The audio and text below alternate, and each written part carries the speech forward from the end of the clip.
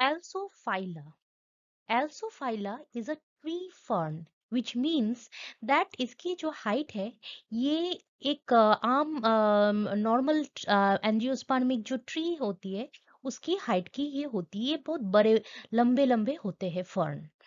This Alsophylla is very popular in European countries as a garden ornamental plant. Though ye mostly high concentration of Alsophylla, high number of species of Alsophylla, they are mostly found in South and Southeast Asia as well as the central and northern part of Southern America and even the Caribbean. So हम देखते हैं कि ये जो plant है दो very popular in Europe, but this इसकी natural जो हैबिटेट है ये है actually tropical subtropical region. पर ये टेम्परेट रीजन जैसे यूरोपियन कंट्रीज में भी ये ग्रो कर लेते हैं, लेकिन during the winter it usually turns deciduous. मतलब क्या, इसकी जो विंटर में इसके पत्ते झड़ जाते हैं और it becomes dormant. However, it is a very common not only as an ornamental plant in botanical gardens but also इसकी बहुत सारे other ecological and economic importance है जो कि हम देखेंगे इस वीडियो में। Hello friends, I am Dr. Ayantika and in this video I am going to discuss about this tree fern Alsophylla। और मैंने टेरिडोफाइट की बहुत सारे अदर वीडियोस भी बनाए हैं जो मैंने एक प्लेलिस्ट में डाल के रखे हैं and you can go and watch those videos। Description में उस प्लेलिस्ट की मैंने लिंक रखी है। और इस वीडियो में हम डिस्कस करेंगे about the overview of Alsophila, its morphology दिखने में कैसा है, एनाटोमी अंदर मतलब ट्रांसवर्स सेक्शन में कैसा है, और इसकी इकोनॉमिक इकोलॉजिकल जो इम्पोर्टेंस है, क्या क्या फॉसल फॉर्म्स है। और next part of the video I will be discussing about reproduction and life cycle. So let's begin the video. सो ये जो एल्सोफाइला है ये एक्चुअली किसी किसी यूनिवर्सिटी की बीएससी और एमएससी सिलेबस में है in the pteridophyte section. So I made this video. So let's see about the taxonomic position. Taxonomic जो पोजीशन है इसकी डिवीजन है Polypodiophyta. Now generally Polypodiophyta, all the ferns are included in Polypodiophyta। ferns मतलब vascular plants जो कि reproduction उसकी flower नहीं रहती है, उसकी रिप्रोडक्टिव स्ट्रेटेजी रहती है स्पोर्स। जनरली ये जो लीव्स है देख रहा है, ये जो लीव्स है इसकी नीचे जैसे ये एक पत्ती हो गई, तो इसके नीचे में स्पोर्स रहती है और ये स्पोर्स ही सोल रिप्रोडक्टिव स्ट्रक्चर है। तो इसकी फ्लावर नहीं बनती, सिर्फ स्पोर बनती है। That are those are called ferns and these are vascular. Actually spore तो ब्रायोफाइट्स में भी बनते हैं पर they are not vascular. That is the main difference between bryophyte and this pteridophytes. Pteridophyte में pteridophytes are vascular, that is उसकी xylem phloem रहती है, कंडक्टिंग वेसल्स रहती है, और इसकी mode of reproduction is spores. So that is the division Polypodiophyta, that is the true ferns.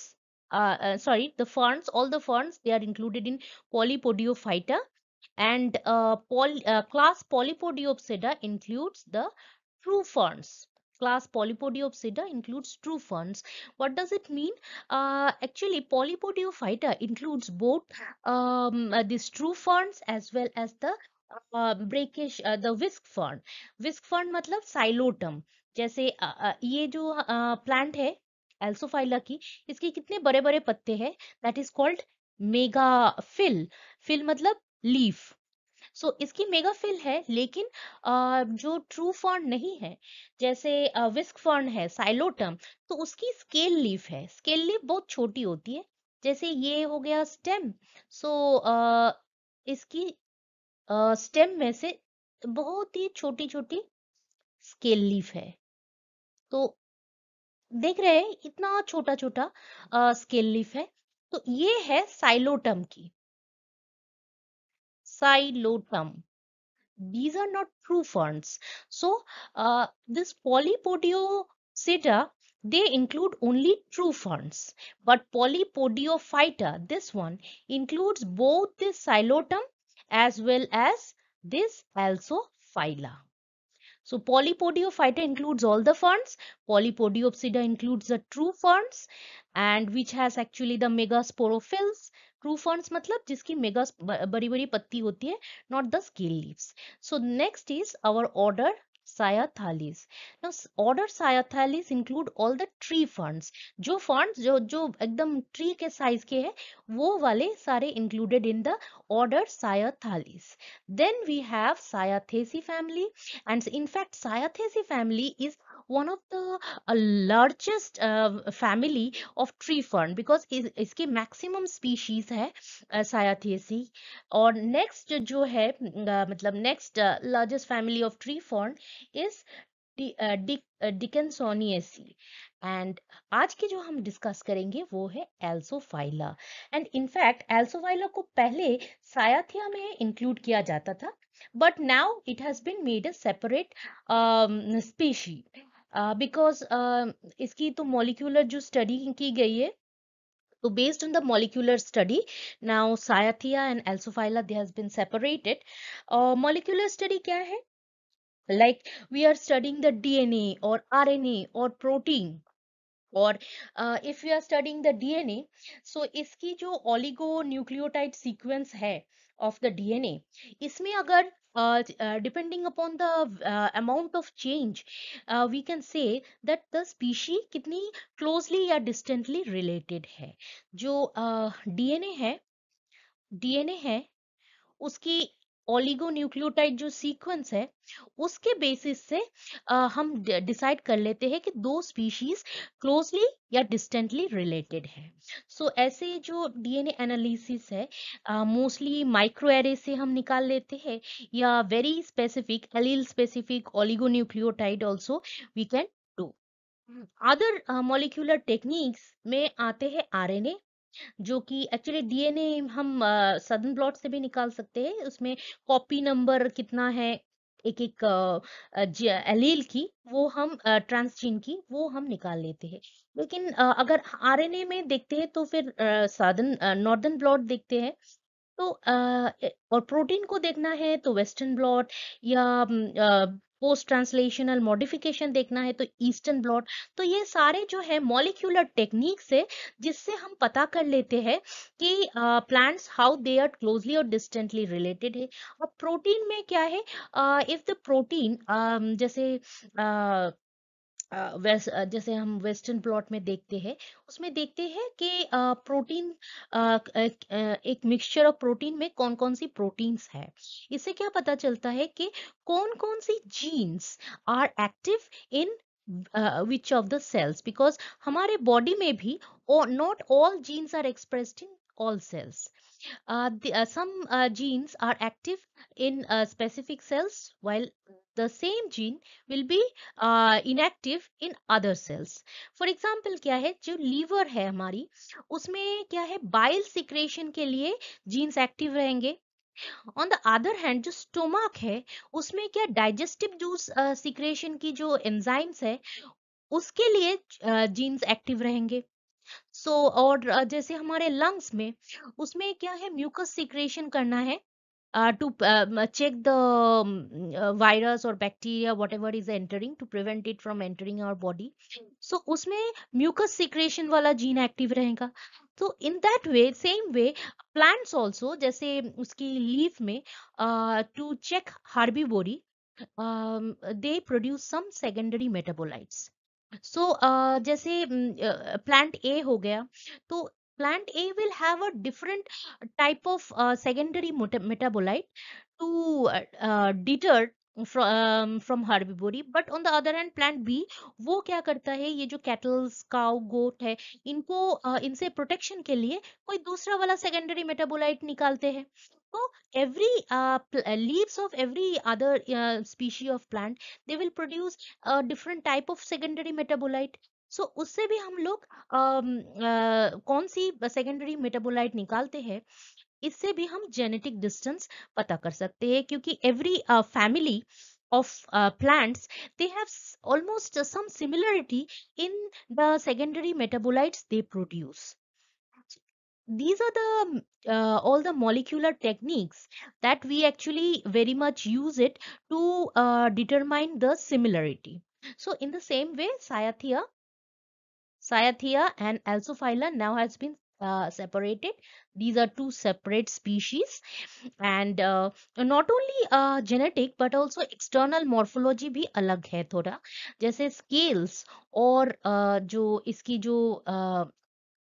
जो rachis है, उसमें जो scales है, वो scales या दो जो scales है या स्पोर की जो ऑर्नामेंटेशन है, वो भी एल्सोफाइला और सायथिया में डिफरेंट है. सो हम देख रहे हैं कि एक्सटर्नली स्केल और स्केल की जो स्ट्रक्चर और स्पोर की जो ऑर्नामेंटेशन है, एक्सटर्नल ऑर्नामेंटेशन, वो अलग है सायथिया और एल्सोफाइला में. और हम मॉलिक्यूलर टेक्निक में भी देखते हैं कि इसकी जो allele specific oligo nucleotide sequence है, वो भी थोड़ा डिफरेंट है. So that is why earlier Cyathea, many species of Alsophylla were either earlier they were included in Cyathea, but now it has been made a separate species. So Alsophylla की 275 species है. Genus Alsophylla की sorry, I was talking about Cyathea and Alsophylla as two species, but these are two genuses. Uh, so Alsophylla और Cyathea की दो अलग अलग genus बन गई है, और एल्सोफाइला की अलग सी 275 स्पीशीज है. और ये जो सारे स्पीशीज है, ये बहुत ही कॉमन ऑर्नामेंटल स्पीशीज है. एंड इंडिया में very common is deal beta, that is in the Panchmari, which we know it is in Madhya Pradesh. And not only this deal bata, but many other species has been found in India, in the Western Ghat region and the northeastern part of India, that is the Manipur, Meghalaya, Nagaland, all these area. उधर भी ये सब मिल जाता है. और Western Ghat, so we know that, I will show you in the next slide. तो इसकी जो ग्रोथ हैबिट क्या है, ये इसकी ग्रोथ हैबिट है कि एक ट्री फर्न है, बहुत लंबा है, और अ, बहुत ही लंबा है. मतलब you can see that this is a full grown human being, and this is a tree. So it's very tall. And but हाँ, सारे स्पीशीज ऐसे जो नहीं है, कुछ स्पीशीज है कि थोड़ा स्क्रैम्बलिंग, थोड़ा श्रबी है. तो हम देखते हैं कि एक तो प्लांट है बहुत टॉल है, दूसरी प्लांट है, दूसरी सारे जो स्पीशीज है वो थोड़ा शॉर्ट स्क्रैम्बलिंग टाइप के है. पर most of the species, their habit, growth habit is very fast, but only few species are there that are very slow in their habit, that I will be discussing later. So एल्सोफाइला की habitat, मतलब कौन सी conditions में ये grow करना पसंद करते हैं, that is Frost free. जैसे कोहरा नहीं हो तो ही अच्छा है. And it will be growing in very high moisture area, and shaded condition होना चाहिए, छाव होनी चाहिए, ज्यादा मॉइस्चर वाला एरिया भी होना चाहिए.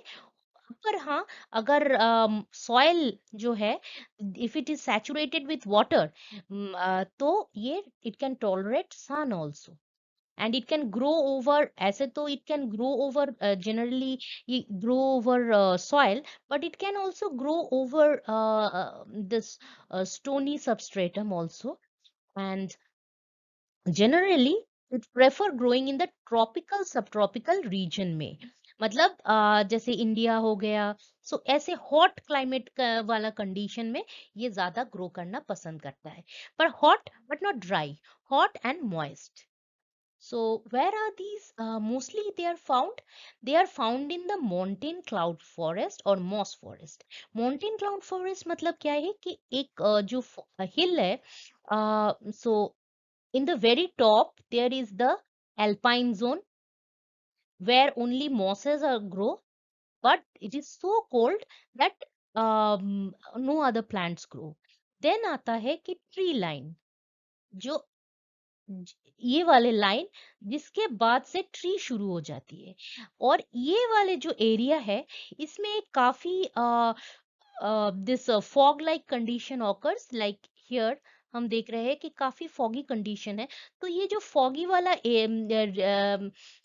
पोर्शन है, तो इसमें fog it actually condenses on the leaf, जो पत्ते हैं उसमें fog कंडेंस करके वाटर इधर कलेक्ट होता है, और धीरे धीरे ये ड्रिप करके frog the fog will drip, and जो ground है उसमें drop by drop गिरेगा, तो ground will also be very moist. So we see that in this mountain of cloud forest, they have high moisture condition, that is in this region. This is the region, they have high moist condition. And apart from this high altitude वाला जो mountain forest है, इसके अलावा भी it can grow on lowland also, that is in the swampy region. That is swamp मतलब क्या है, दलदल, कीचड़ वाला एरिया, स्पेशली जैसे मैंग्रोव वाले जो एरिया है वो भी दलदली जैसा ही है। So in this type of area where the moisture content of soil is very high, तो ऐसे एरिया में भी ये पाए जाते हैं। पीटी, दैट इज वो जो पीट को जलाया भी जाता है, वो दलदल वाला जो कोयला बोलते हैं, तो वैसे वाला सबस्ट्रेटम में भी it can grow, and it can grow on grasslands also, and that is थोड़ा dry भी है grasslands, तो on the forest margin, तो ऐसे एरिया में भी लो एलिवेशन में भी रह लेते हैं, और लो एलिवेशन में फॉरेस्ट में भी रहते हैं, और we can also get it in the wet region, that is on the river side, on the wet gullies, जो नाले होते हैं, जो रिवर होते हैं, इसकी साइड में भी it can easily grow. And also it can grow in the podocarp forest. podocarp forest मतलब क्या है, ये कोनिफेरस फॉरेस्ट है, पर broad leaved conifer forest, specially जो सदर्न हेमिस्फीयर है, जैसे ऑस्ट्रेलिया वाला पोर्शन, उधर अगर द टेम्परेट कोनिफेरस फॉरेस्ट है, तो उसको हम पोडोकार्प फॉरेस्ट बोलते हैं। And this type of podocarp forest are found in Oceania, that is the south east Asian, जो जो जितने भी आइलैंड्स है, और Australia together they are called Oceania. तो वो वाले एरिया में अगर कोनिफेरस फॉरेस्ट है, उसको पोडोकार्प फॉरेस्ट बोलते हैं, तो ऐसे वाले फॉरेस्ट में भी ये ट्री फर्न मिल जाते हैं। And this Alsophila Pyliena, it is a very slow grower. Why I am saying, especially mentioning it, because most of the Alsophylla, they are very fast grower. But there are to some exceptions, that is Alsophylla Pyliena, and Alsophylla. Another thing is that Cunninghami is also very slow grower. I have forgotten to write it here, so I'm just writing it here. Cunninghami is also very slow grower. So also Alsophylla cunninghami is also a very slow growing species. और mainly it is a slow grower because it is very इसकी जो range है, temperature tolerance range, वो बहुत ही कम है. That is why during the cold climate it becomes dormant. So that is why it is a very slow grower. Then we come to the global distribution. So a very high concentration of this Alsophylla, they are found in the Southeast Asian, all this island nations, and in the Caribbean, as well as this region, that is the Mesoamerican region, and medium type of concentration is found in this region, and mostly because this in the European region, they are mostly used as an ornamental. They have been actually imported from these regions. They have been imported from this region to this region. That is why we have seen very low number of species of this Alsophyla in European countries, because that is not the natural habitat. And also a certain amount of Alsophyla is found in this region also. So this is all about. Acha, in India, I forgot to mention India.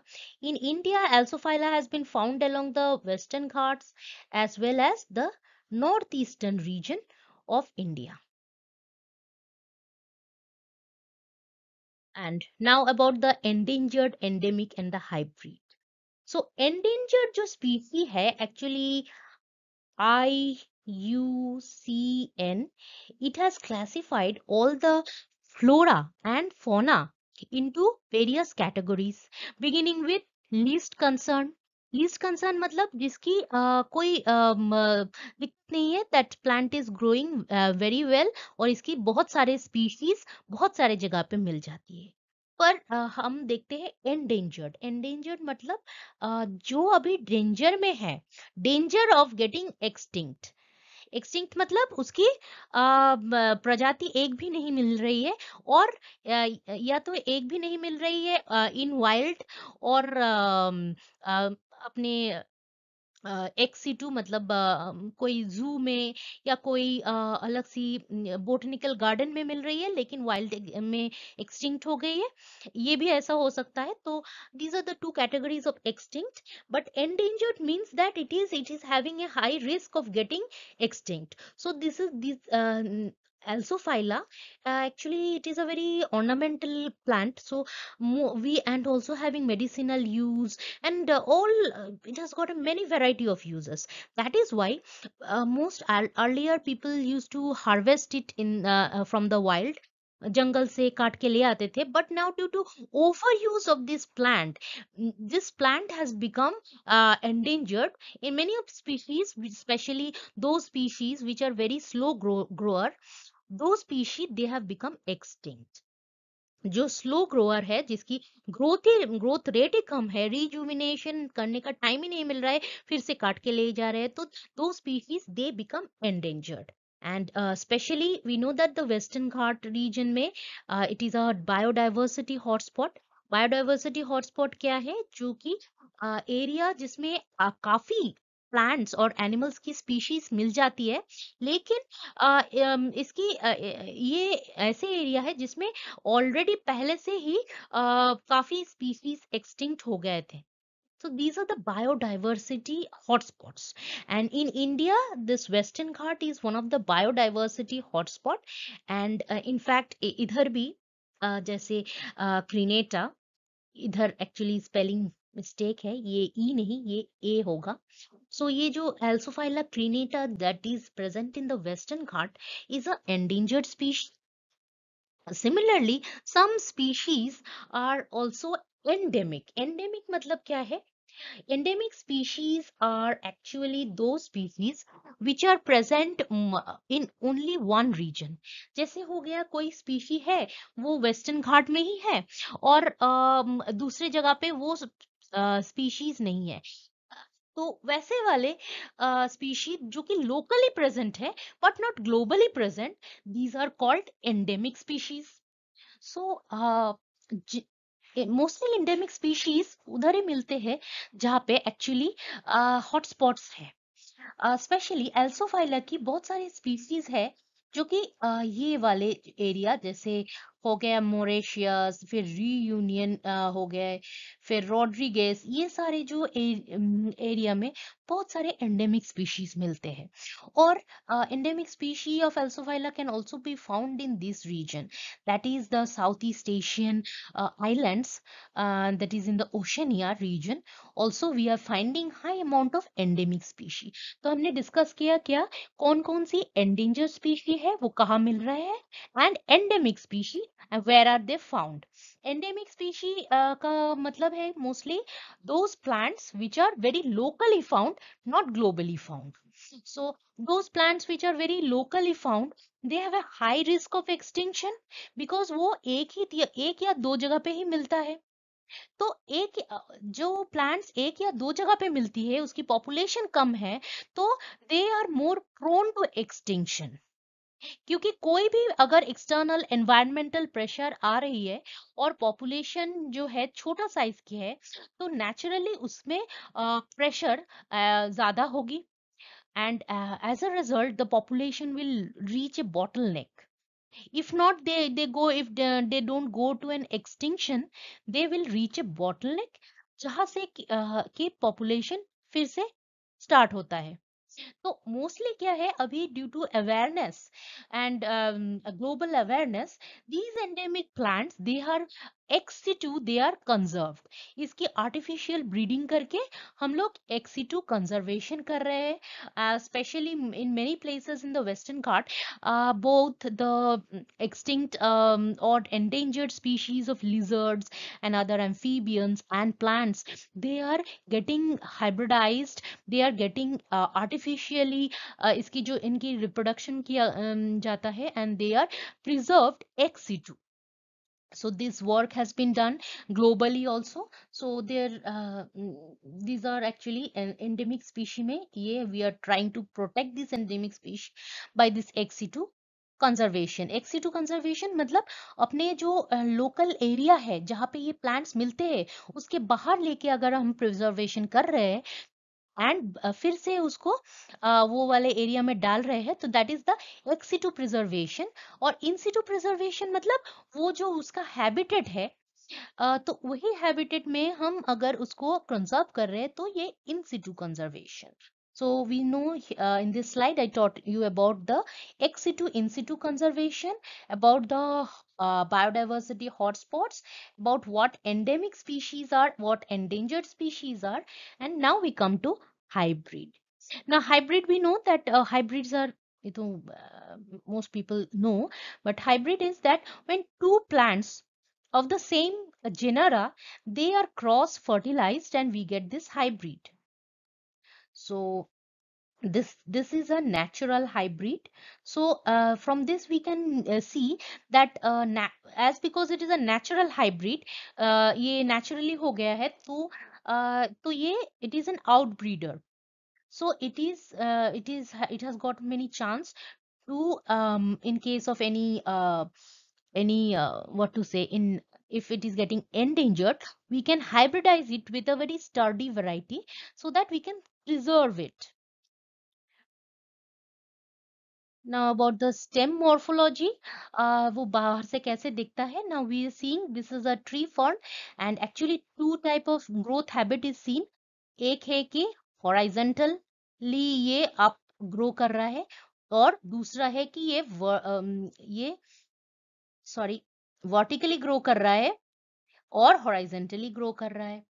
जो ये horizontally grow कर रहा है, जैसे ये हो गए इसके राइजोम, तो उसमें क्या है, जो लीव्स है वो actually it is borne on the rhizome like this, and ये एक थोड़ा श्रबी अपीयरेंस देता है, तो it is not tree like. But this is very rare exception. Few plants are only shrubby. Most of the Alsophylla, they have got this tree-like habit where the leaves, they are borne at the top, at terminal portion. That is, in this portion, leaves are borne. Leaves are called pinna. Leaves are called frond, and these fronds, they are borne either in one hole or two hole. So एक एक whole में रहता है या दो whole में रहता है सारे जो फ्रॉन्स है. सो फ्रॉन्स जो है ये either they fall down, deciduous होते हैं, नहीं तो it actually it when it dies, it keep on hanging like this. It keeps on hanging like this, like a skirt of leaves. जो मैंने फर्स्ट स्लाइड में जो पिक्चर डाली है, वो थोड़ा ये स्लाइड को पॉज करके आप देख सकते हो. They have this skirt of leaves, and these dead the skirt of leaves actually they help in preventing other type of climbers to climb up the tree, because these climbers are mostly parasitic climbers. I mean, they cover the entire surface of the leaf and the fronds and the entire tree, and in fact then the tree gets covered, तो photosynthesis करने के लिए light ही नहीं बचेगी. तो in order to protect the plant, this type of mechanism, that is the skirt of dead leaves hang, so that these climbers जो है उसको हम डिटर कर सके ये वाले प्लांट पे चढ़ने के लिए. So there are many of these. This cut of leaves are found in all these species of Alsophylla. We can see these. And जो ये प्लांट है rarely it is branched, but एक स्पीशी है जो जिसमें ये ब्रांचिंग देखा गया है. एंड द स्टेम मॉर्फोलॉजी में हम देखते हैं जो इसकी कवरिंग है, जो जो इसकी आउटर सरफेस है ऑफ द स्टेम, आइदर तो ये जो लीफ बेसिस दिख जाती है, या लीफ बेसिस अगर नहीं दिखती है तो ऐसे स्कार लीफ स्कार देखा जाता है, या तो लीफ जो है वो ऐसे डेड लीव्स दे उसकी जो इसकी जो रैचिस है, ये जो रैचिस है लीफ की, ये जो रैचिस है लीफ की, ये सिर्फ ऐसे ही it it remains with the plant as a dead skirt of leaves. पीना झड़ जाते हैं. जो ये जो पीना है, ये जो पीना है, ये जो पीना है लीव्स की, ये झड़ जाते हैं, लेकिन इसकी जो रेचिस है ये रह जाते हैं. तो we are seeing that there are three fates of the leaf. Either they form a scar, or they form a scar, or they have a persistent base, or they form skirt of dead leaves.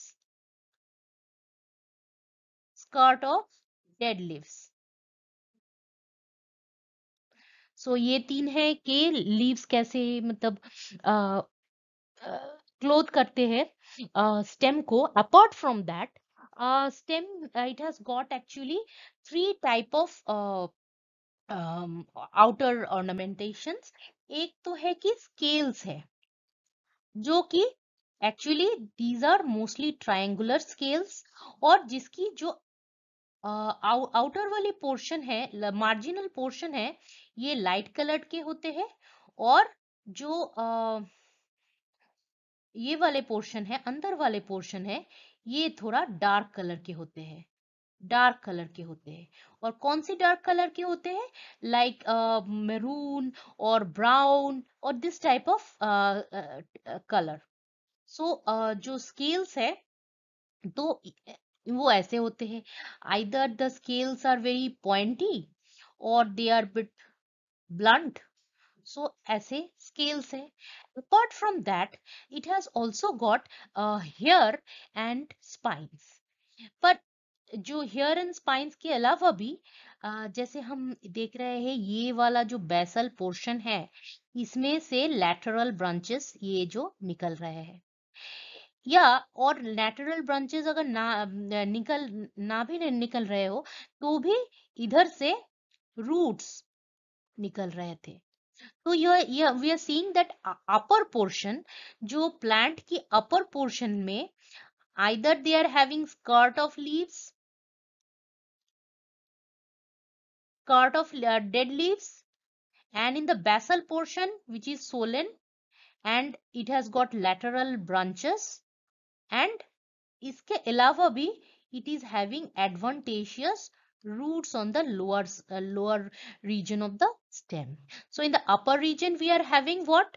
We are having skirts of dead leaf in the upper region, and this intermediate region, they have three things, that is the scales, hairs, and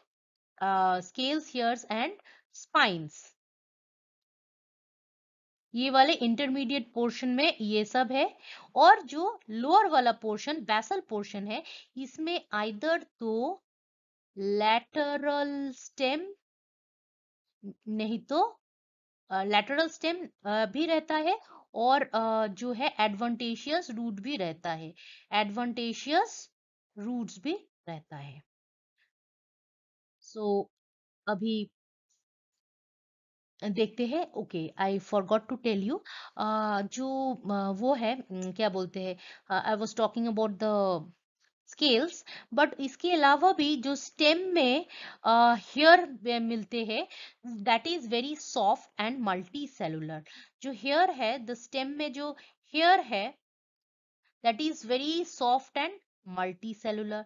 So it is very soft and multicellular. इसकी जो point है, tip है, ये थोड़ा blunt भी हो सकता है या वेरी पॉइंटी हो सकता है. Then we have the scales, sorry, we have the spines, which are very actually pointy, and these are also brown in color. So apart from scales, these hair and spines are also two things that we are finding. Now we are talking about the frond. Frond मतलब उसकी leaf कैसी है. तो leaf जो है वो दो type के होते हैं. Mostly they are pinnate. Pinnate मतलब जैसे फर्न या फैबेसी फैमिली की जो लीव्स है वैसे, जैसे ये वाले. तो ऐसे मतलब जो लीफ की जो पीना है वो डिवाइडेड है, तो हम बोलते हैं इसको पिनेटली कंपाउंड. या पीना डिवाइडेड नहीं भी हो सकता है, एंटायर हो सकता है. जैसे एल्सोफाइला साइन्यूएटा, इसकी जो लीव्स है बहुत लंबी और ये ऐसे होते हैं. Single leaf is like this. But generally leaf क्या होते हैं, आइदर दे आर, एल्सोफाइला की जो लीफ है, आइदर इट इज बाइपिनेट. जैसे बाइपिनेट हो गया, ये है बाइपिनेट लीव्स, ये है बाइपिनेट. या ट्राइपिनेट हो, ट्राइपिनेट हो तो क्या, लीव्स ऐसे ऐसे होंगे. So this is the tripinnate leaves. So either they are bipinnate or tripinnate leaves. So either they are having pinnately compound leaf, or they are having actually undivided loaf. So pinna is actually this when it is very young, this is having this circinate type of texas, and when adult, this is having a pinnately compound or entire loaf. So ये हम देख रहे हैं, this is the leaf, this is the tripinnate leaf, and we are seeing that ये जो मैंने blue में किया, ये एक्चुअली एक फ्रॉन्ड है, and this is the entire front, ये है प्राइमरी पीना. देन जो मैं येलो में कर रही हूँ, ये एक है सेकेंडरी पीना. और जो मैं रेड में कर रही हूँ, ये वाली पोर्शन, ये वाली पोर्शन, ये है टर्शियरी पीना. सो ये जो टर्शियरी पीना है, इसमें ही सारे स्पोर्स, इसके नीचे ही सारे स्पोर्स रहते हैं. सो ये जो अपना टर्शियरी पीना है, इसके नीचे है spores. And how the spores are, I will be talking in the next few slides. So जो अपना पीना है I am talking about, so ये वाला पोर्शन है rachis. So this is also the secondary costa. और इसके इसके जो एकदम छोटे वाले पीना है, टर्शियरी पीना, उसमें भी ये है टर्शियरी कोस्टा. कोस्टा मतलब कुछ नहीं, बस जो अपना वेइन है उसको हम कोस्टा बोलते हैं. जो लीफ है, जो लीफ है उसमें एक कंडक्टिंग वेन रहती है, तो इसको हम कोस्टा बोलते हैं. Primary, secondary, tertiary Costa. And जो टर्शियरी वाला कोस्टा है, जो कि टर्शियरी वाला लीव्स में है, टर्शियरी वाली सॉरी पिन्यूल्स में है, उसको उसको बोलते हैं कोस्ट्यूल्स. So we are seeing here the how the leaves are pinnately, tripinnately compound, and the primary, secondary, tertiary pinna with the costa, and these are the very dimensions. So next है about the rachis. So we have seen that if the leaves are okay, this is the leaf. So ये वाली जो है ये costa है, and this costa is called the rachis. Actually इससे आगे जो है ये स्टाइप है। तो द पिना, जो लीफ, जो पिना के अंदर वाले ये वाले पोर्शन है, उसको हम रैचिस बोलते हैं। This is the rachis and this is the stipe. Stipe. और ये जो अंदर वाले कोस्टा है, ये सारे they have scales. They also have woolly hair and also spines. So तीनों चीज से ये जो है, ये देख रहे हैं हम, ये है scales, और ये जो छोटे छोटे है ये स्पाइंस। और उली जो है उसको हम अभी इधर से ज्यादा उली हेयर जो है वो हम इधर नहीं देख पा रहे हैं, but if we zoom in we can see that the entire this rachis, ये जो पोर्शन, सॉरी, ये जो पोर्शन है स्टाइप, और इसकी बाद में जो पोर्शन है लीव वाला पोर्शन है, उसकी जो रैचेस, उसकी जो, वो सारे तीनों चीज से कवर्ड है, स्केल्स, स्पाइंस एंड उली हेयर। अब जो स्केल्स है ये बाई कलर्ड है। आउटर जो पोर्शन, मार्जिनल पोर्शन है वो लाइट कलर्ड के, और इनर पोर्शन है डार्क कलर के। और जैसे ये वाले पोर्शन हो गया लाइट कलर, और ये वाला पोर्शन हो गया एकदम से डार्क कलर के। So these are the scales. अब स्केल्स है कि it is, the scales are of various shape. It can be lance like, जैसे ऐसे हो गए लैंस लाइक, और इट कैन बी, एक्चुअली ये लैंस लाइक नहीं हो रहा है, I am drawing it again. So ये भाले जैसा, भाला होता है ना, वो वैसा होता है, या कोनिकल होते हैं, या ओवेट होते हैं। सो डिपेंड। एंड ये जो स्केल्स, ये जो स्पाइंस है, ये एक है डेहिसेंट होते हैं, मतलब कुछ दिन बाद ये गिर जाते हैं। ये काउडुकोआस होते हैं, मतलब थोड़े से दिनों के लिए ये रहता है। But as a leaf grows very mature, तो इसकी स्पोर्स भी निकल आते हैं। Then there is no need of protection of the leaf, because already spores आ गए हैं। तो ये स्पोर्स अभी डिस्पर्स हो जाएंगे, तो it does not need the protection. तो मेनली ये जो स्केल्स, ये जो स्पाइंस है, ये प्रोटेक्शन के लिए होता है, प्रोटेक्शन फ्रॉम हार्बिवोरी। इसको कोई काउ या कोई अदर एनिमल आके खा ना जाए लीफ को, तो इसीलिए मेनली इसको प्रोटेक्शन की जरूरत रहती है। But when the leaf is mature enough, the spores have disperse, it does not need any more protection, so it is lost. The scales are lost after it become mature. Then we have the spines and the woolly hair. Now we can see that these are the scales, and these are the spines, and woolly hair is very much, these are the very small woolly hair that we are seeing. So this is all about the leaf. Then we have the inner, the spore portion, that is on the under surface, जो ventral surface, जो lower surface है, अगर हम उस leaf को पलट के देखें तो ऐसे जो ये जो टर्शियरी वेन है, उसके दोनों साइड में in pairs we can find this, ये जो हम देख रहे हैं ये एक्चुअली ये कलेक्शन ऑफ स्पोर है। ये जो देख रहे हैं ये कलेक्शन ऑफ स्पोर, स्पोरेंजिया है, तो इसको बोलते हैं सोरस। तो जो स्पोर है इसके अंदर रहती है, जैसे बहुत सारे अ, बहुत सारे बहुत सारे जो स्पोर्स है वो रहते हैं स्पोरेंजिया के अंदर, और बहुत सारे जो ऐसे स्पोरेंजिया है वो रहते हैं इस सोरस के अंदर। So what we are seeing here, ये जो हम एक एक देख रहे हैं, these are the sorus. And ये कहाँ पे मिलते हैं? ये मिलते हैं on either side of the costule or the tertiary vein.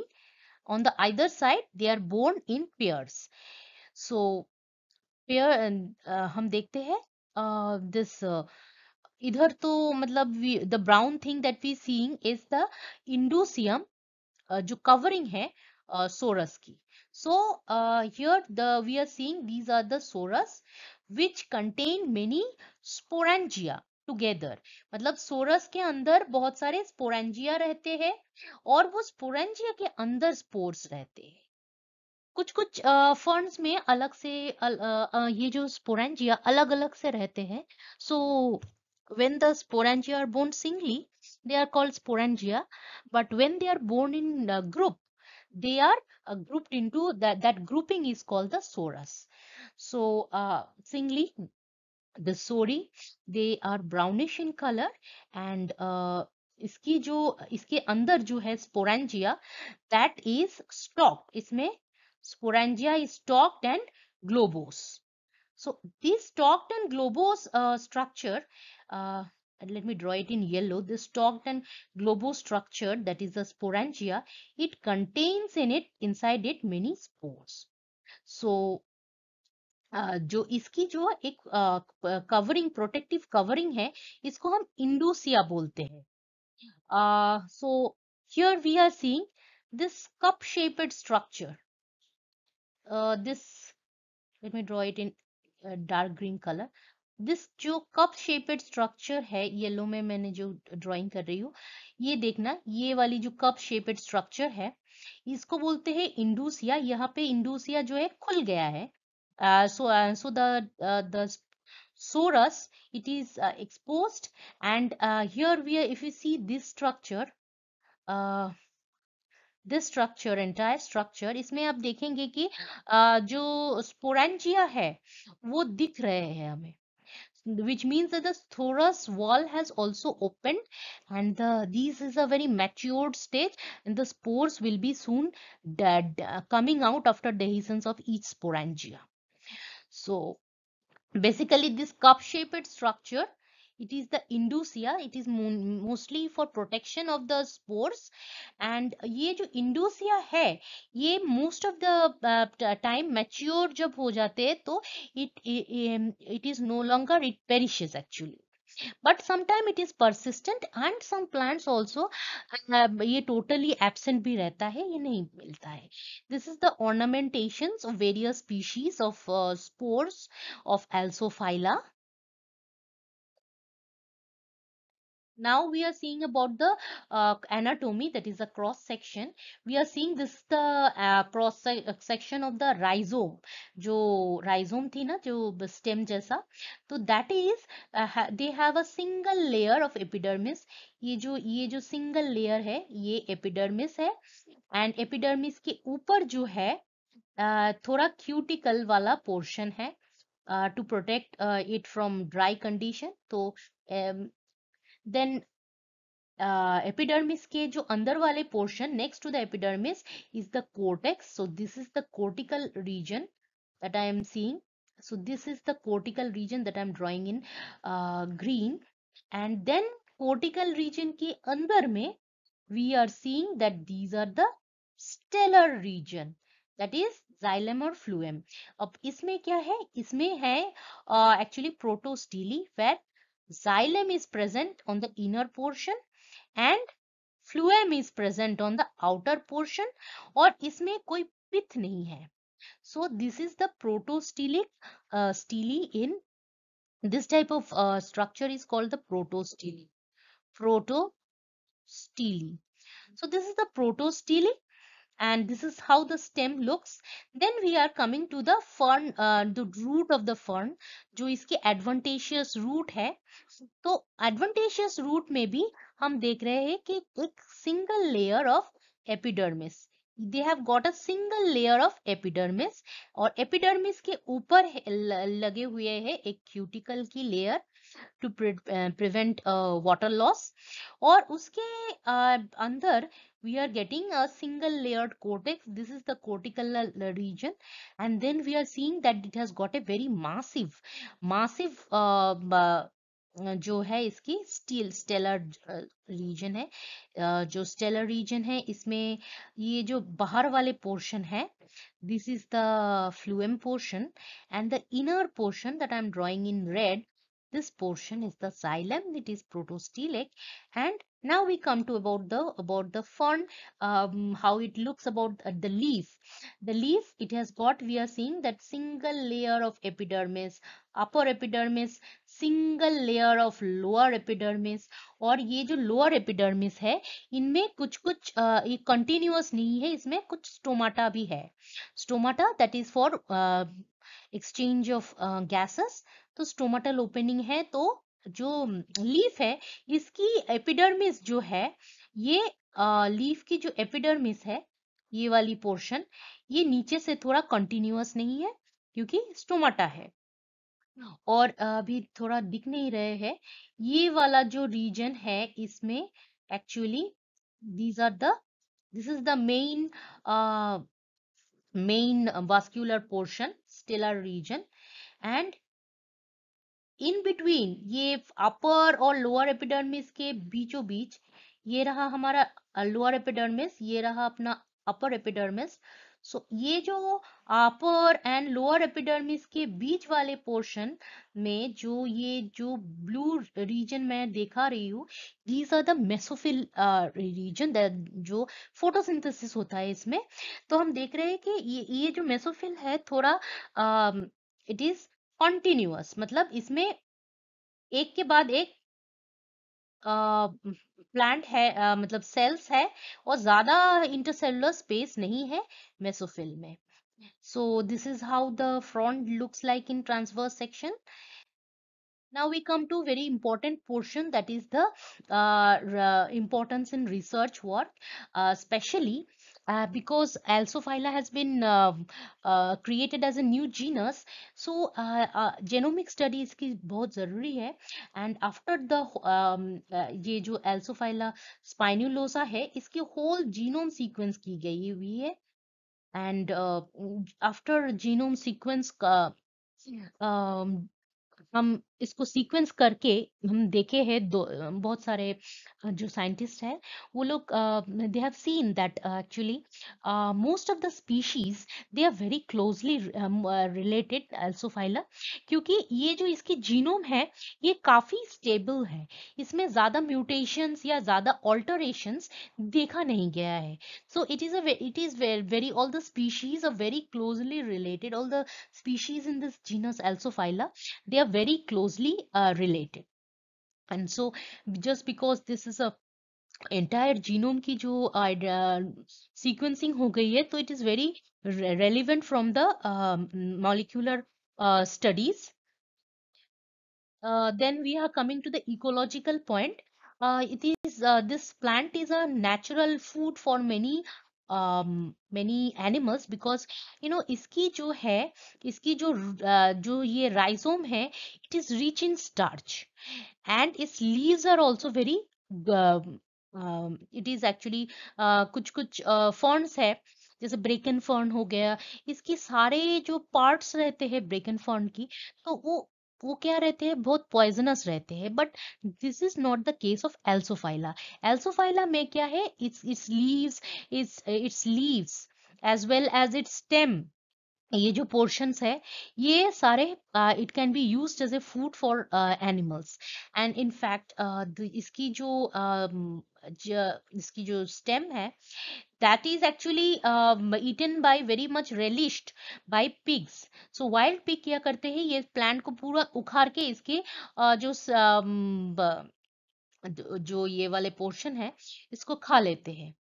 और भी है, छोटे छोटे जो एनिमल्स है, इंसेक्ट्स है, एक्चुअली ये जो बी है, सॉरी, ये जो बी है एक्सोन्यूरा, ये actually this uses the stem, the not the stem, the rhizome of this plant as its nesting ground.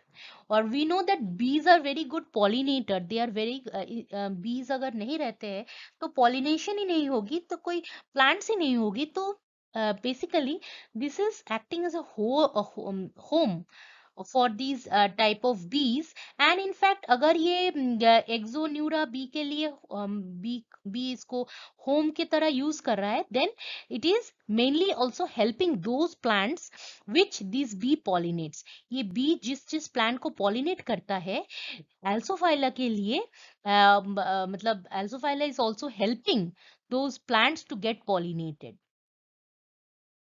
So Alsophila की बहुत सारे स्पीशीज है जिसके high starch content in this stem. Due to the high starch content in this rhizome, they are actually eaten either raw, roasted, और इसकी chips बनाए जाते हैं. तो this is how the most of these plants इसकी rhizome खाए जाते हैं. बट सम स्पीशीज जो है उसकी राइजोम में थोड़ा रेजिनेशियस प्रोडक्ट रहता है, तो sometime it is not that much relish but used as a famine food. बहुत सारे मेडिसिनल यूजेस भी है, specially tribal medicinal uses. And just because ये फायर रेजिस्टेंट है तो मोस्टली हाउस बिल्डिंग के लिए यूज किया जाता है. And for gardening also, specially इसकी जो नीचे वाला पोर्शन है, lower portion, basal portion of the rhizome, इसमें हम देखते हैं कि it has got a layer of roots over it. We know earlier we have discussed that इसकी जो स्टेम के लोअर पोर्शन में एडवांटेजियस रूट निकलते हैं, तो that portion can be very good use as a substrate for growing orchid. वैसे तो हम ऑर्किड इसमें भी ग्रो करते हैं in the on the fibers of the coconut also, but nevertheless that the advantageous root of this plant is also used as a substrate for growing orchids. अभी देखते हैं ऑर्नामेंटल वैल्यू जो है garden में. काफी सारे प्लांट्स एल्सोफाइला के हैं जो गार्डन में ग्रो करते हैं हम लोग for ornamental use. And then हम लोग इसको हैंडीक्राफ्ट में भी यूज करते हैं. इनफैक्ट दिस एल्सोफाइला फर्ना, जिसकी जो बार्क से ये देखिए जैसे ये वाले फिगरीन्स बनते हैं, but is of so much value के बहुत सारे plants they have been harvested from the wild and it is getting endangered. Alsophylla farna it is getting endangered. और अभी क्या है कि most of the government organizations as well as some international organization, they are actually the government has actually banned the use of Alsophylla for a period, very limited use of Alsophylla. So nowadays जो भी endangered species है उसको preserve किया जा रहा है. ऐसे ही मतलब लिमिटेड यूज के वजह से now they are getting better. इसकी एंडेंजर्ड कंडीशन से इसको थोड़ा रिलीफ मिल रहा है. तो अभी इतना हैंडीक्राफ्ट के लिए अभी यूज नहीं होता है, but earlier it was very much famous because of its जो इसकी ट्रंक से इसकी जो राइजोम से बनती है, इसकी जो राइजोम से फिगरिन्स जो बन रहे हैं, ये इसकी इतनी सुंदर सी ग्रेन्स और पॉलिश भी अच्छी होती है, तो it was very much in demand earlier. And about the fossil use, actually we are seeing that so इसकी जो fossils है mostly ये Triassic, Jurassic and Cretaceous period में मिल रहा है, which means that they were very much abundant in these three period. ये वाले Triassic, Jurassic और क्रिटेशियस पीरियड में, जैसे जो मतलब डायनासोर्स के वो वाले पीरियड में, और डायनासोर्स जब खत्म हुए वो वाले पीरियड में भी ये सब बहुत प्रिविलेंट था. तो this is the actually Alsophila fossil. So that was all about the first part of Alsophylla, that is the overview, morphology, anatomy, economic importance of fossil. Second part में I'll be discussing about the reproduction and life cycle. थोड़ा लंबा video हो गया है. I'm sorry about that because I'm speaking in two languages, so it is a bit difficult because I'm not a native speaker of Hindi. but somebody has requested me, most of the students, that I speak in both languages, so I'm doing it. So if you like this video, do hit the like button and do share it with your friends, and please do subscribe, because your subscription, it really encourages me to make more such videos. And I have made videos about algae and about bryophytes, pteridophytes, about cyanobacteria and many other things. So you can go to my channel and watch those videos. Actually playlist अलग से बनाई हुई है, तो you can go to that playlist and watch all my videos. Mostly BSc and MSc based video है. So if you like this video, please do share it with your friends, and thanks for watching this video.